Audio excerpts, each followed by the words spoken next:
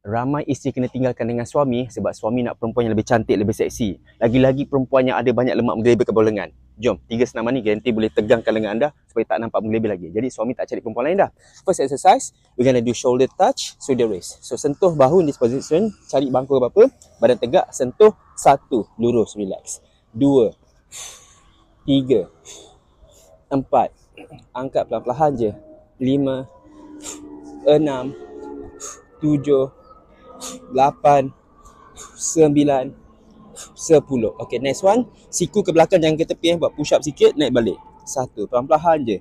2, kalau mampu cuba turun lagi rendah. Kalau tak mampu, sikit pun tak apa.